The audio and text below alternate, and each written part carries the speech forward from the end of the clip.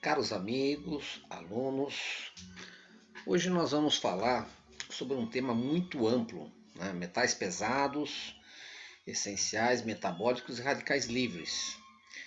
Essa aula é muito extensa, muito grande, né? Então eu vou procurar de certa forma resumi-la, né? E logicamente que os quadros vão se apresentar, vocês podem dar parar um stop, né, para poder fazer um aprofundamento maior, um estudo maior também sobre o assunto. Então essa matéria não se encerra nessa aula, mas ela é um aprendizado contínuo de pesquisa contínua, né? Então hoje, antes de mais nada, vamos falar do conceitos de enfermidade, né? Essa é uma coisa que geralmente se tem muita dificuldade de se entender. Então, todos os processos que nós descrevemos como enfermidades são expressões e mecanismos de defesa biologicamente adequados contra toxinas exógenas e endógenas e que representam o intento do organismo para regular as lesões tóxicas que temos para conservar a vida o maior tempo possível. Eu costumo dizer o seguinte: morrer é a coisa mais difícil que existe. O corpo vai fazer de tudo para preservar a vida, para manter a vida, né? Essa é uma característica fundamental. Então, morrer é muito difícil, né? Eu costumo dizer também que morrer é a revolta do espírito contra o corpo. O corpo já não suporta mais aquela situação, então há o desligamento da parte energética, da parte material, né? Então, as enfermidades, na verdade, são expressões de processos curativos. Se a gente entender isso, fica muito mais fácil entender por que uma doença se apresenta às vezes, né? Então, quando alguém nos procura ajuda, nós temos de ter essa sensibilidade para compreender aquilo que lhe é adequado. Então, antes de mais nada, nós terapeutas, profissionais de saúde, temos de ter uma humildade para tentar ajudar e compreender que nós, na verdade, somos somente ferramentas dessa percepção, né? Para poder ajudar essa pessoa no processo de caminhar para a saúde, né? Aqui o orgulho nos torna autorreferentes e cegos e torna-se inviável ver o que o outro semelhante necessita e também os limites do que podemos oferecer. Eu costumo dizer também que todo paciente pode ser tratado, mas nem todo paciente pode ser curado. É um processo que ele passa, né? Um processo que ele tem de passar às vezes por aquela situação e como forma de aprendizado também, né? Vamos falar então aqui também de algumas regras de saúde holística, né? Por exemplo, eu aconselho que o paciente que vem, quando ele nos procura com geralmente uma enfermidade crônica, né? Porque realmente ele já está sobrecarregado de toxinas, sobrecarregado de um monte de processos que ele passou durante a vida dele e que agora eu tenho de agir drasticamente para que ele recupere essa saúde, né? Então não usar nada que tenha propil no nome. Todos os produtos que têm propil, né, têm de ser retirados. Porque o propil ele neutraliza a capacidade protetora do fígado, né? Isopropil, por exemplo, bebidas gaseificadas, café descafeinado, né? Muita gente toma café descafeinado achando que está fazendo uma grande coisa. Na verdade, ela está se prejudicando mais ainda. O açúcar branco, né? Grande veneno do século, né? Também tem de ser retirado. Suco de frutas engarrafados e cosméticos que tem também essa terminologia propil, que são os conservantes, né? Também tem de ser retirados do uso cotidiano, né? A água tem de ser alcalinizada e muita gente não dá importância a isso. Compra água de qualquer marca, de qualquer fornecedor e na garrafa hoje a água é obrigado por lei conter o pH. Então, gravem isso. A água sempre acima de 7,5 de pH. Se você tomar água abaixo disso, você na verdade está se desidratando, né? Você não está hidratando, você está se desidratando. O uso de probióticos também é muito importante, né? Para poder restabelecer a microbiota intestinal e possibilitar que o paciente não tenha uma coisa chamada disbiose intestinal. Tá? E muitos dos pacientes apresentam isso e com isso, inclusive, atrapalha o resultado terapêutico da fórmula ou da substância que você vai poder estar usando para ele se tratar. Né? O alumínio também é importante. Eu considero a toxicidade por alumínio. Hoje, se nós formos ver, nós estamos cercados por alumínio. Né? Alumínio que vai na piscina, alumínio que vai no desodorante, alumínio que vai no antiácido, alumínio de todos os aspectos. Latinha de cerveja, de refrigerante que contém alumínio. Né? E esse alumínio passa para o organismo, é um metal pesado, tá? E depois nós vamos ver lá na frente as consequências desse alumínio. A vitamina B12 também fundamental para as bactérias intestinais, né? Parasitas também. A gente sempre tem que levar em conta que o paciente pode estar com uma parasitose, né? Essa parasitose pode ser responsável por muitos dos sintomas que ele apresenta. Né?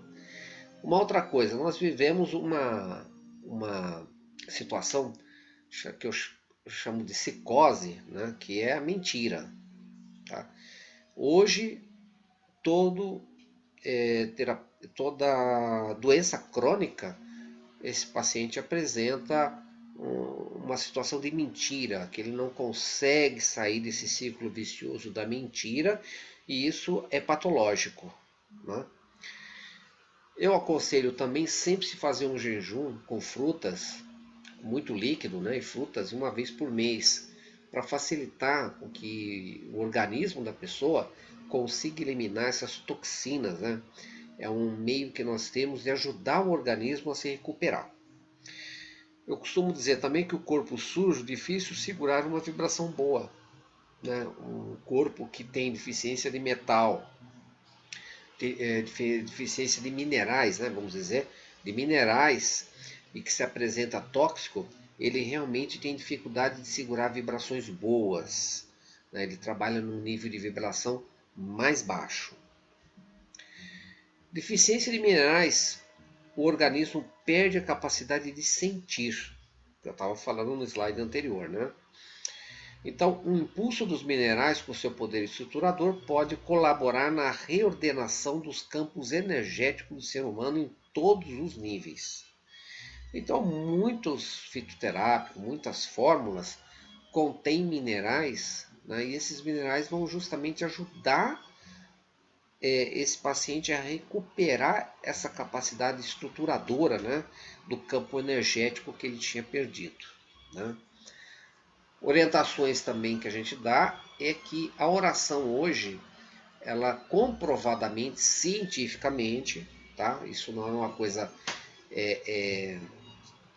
vamos dizer, de fé, mas é uma coisa relacionada à comprovação científica, que acaba também tendo a sua relação com a fé, lógico, entende? Mas não simplesmente por um aspecto de repetição, mas de realmente de acreditar naquilo que é importante em nossa vida. Né?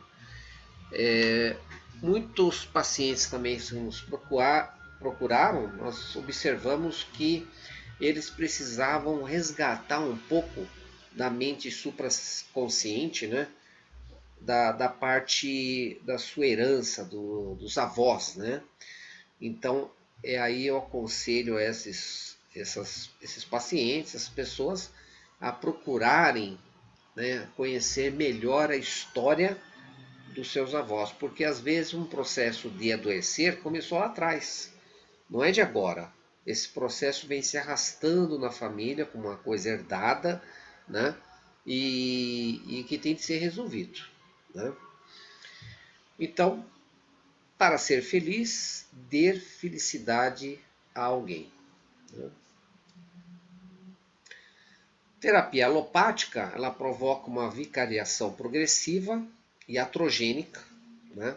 Na grande maioria das terapias alopáticas isso ocorre, não digo todas, mas a grande maioria, tá?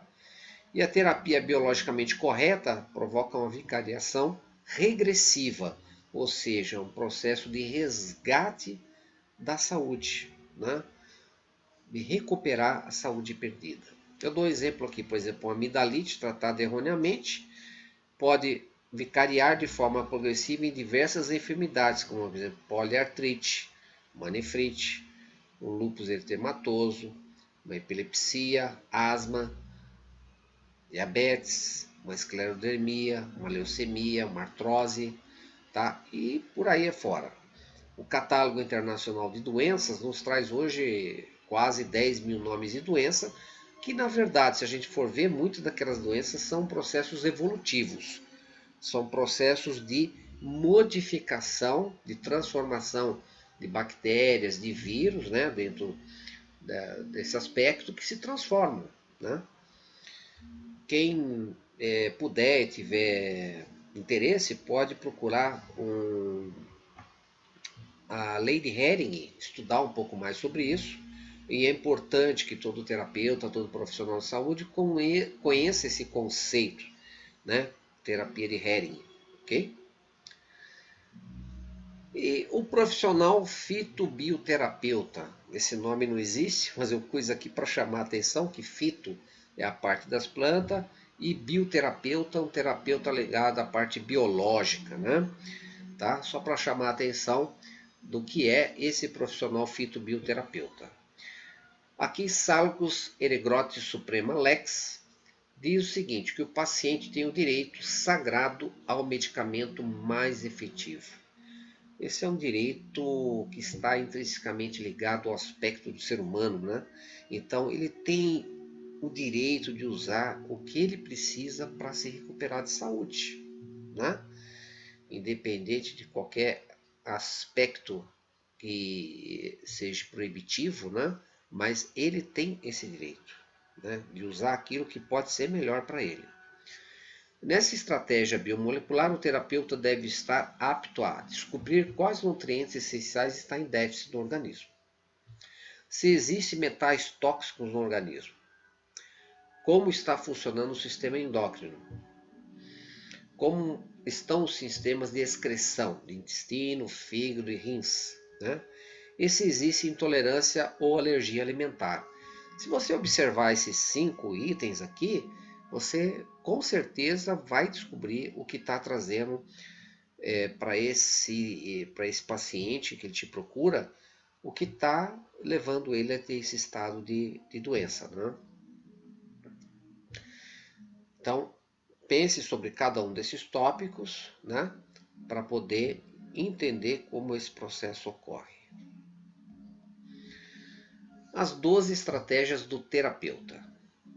Cuidar do sistema digestivo, porque nós sabemos que o baço, pâncreas e o estômago são responsáveis pela captação da essência alimentar. Então, se o sistema digestivo está ruim, consequentemente a captação dele de energia, né, da essência alimentar, diminui consideravelmente. Então você imagina isso, ele gastando esse quanto energético e não recuperando durante 1 ano, 2 anos, 3 anos, 10 anos, 20 anos, o que não vai gerar, né?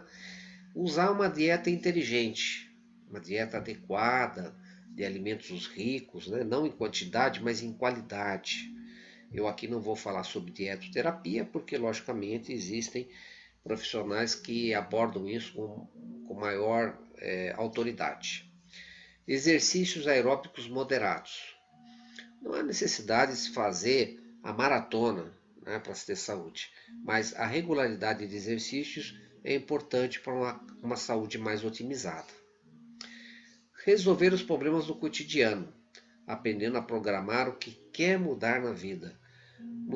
A pior coisa que tem, o que gera mais estresse, está comprovado, é você acordar todos os dias com um problema não resolvido, né? Então, procura conhecer melhor o seu paciente, o seu cliente e ver qual o problema que ele não consegue resolver, tá? e procure dar para ele ferramentas para que ele possa resolver essa situação. Autoconhecer-se, como você se sente?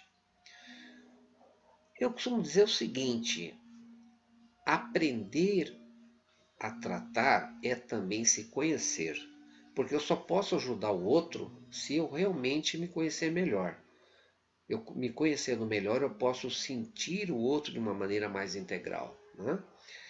Aprender a livrar-se dos metais tóxicos, metais pesados, né? Isso nós vamos falar aqui bastante nas próximas planilhas.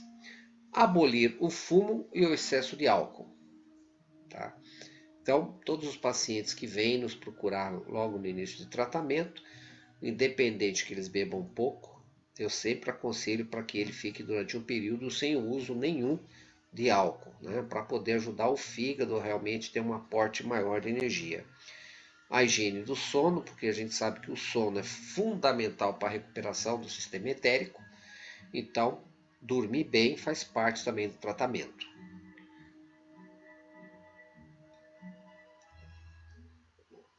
Detectar e tratar parasitoses intestinais e reeducar-se para não adquirir novamente. Hoje é muito difícil no exame de fezes, mesmo a fresco, você descobrir algumas parasitoses, né? Mas a gente sabe que existem, tá? Que estão aí presentes. Antioxidantes e nutrientes com moderação e equilíbrio. Luz é fundamental, porque ativa a química corporal, né? Então muitas pessoas hoje vivem em consultório, entram cedo no trabalho, saem à noite e praticamente não tem contato com a luz externa, com a luz solar. É fundamental isso, tá? Porque ela ativa uma série de reações através da retina, através dos olhos, que estimulam a suprarrenal a produzir corticoides, a produzir energia e vitalidade, tá? Então, o nosso modo de vida hoje está levando realmente a nós termos uma diminuição muito grande do espectro de luz solar. Qualidade da água, como eu já tinha comentado anteriormente, é fundamental. A maioria dos pacientes usa água de péssima qualidade. Lembrando que nosso organismo é de 70% a 80% composto de líquido, de água, né? Ok? Então a qualidade da água é fundamental. Como o organismo se defende e se degrada? Através do processo de excreção, né? Ele tenta eliminar através da pele, através da urina, através das fezes, eliminar todos os dejetos desnecessários. Através de reações e inflamações agudas, gripes e febre, são justamente reações para a eliminação desse substrato, dessas substâncias tóxicas. O que acontece? A gente vai lá e geralmente inibe esses processos, né? Ok? Deposição. Por exemplo, verrugas, miomas, nódulos, varizes e reumatismo são processos de deposição que ocorrem, tá?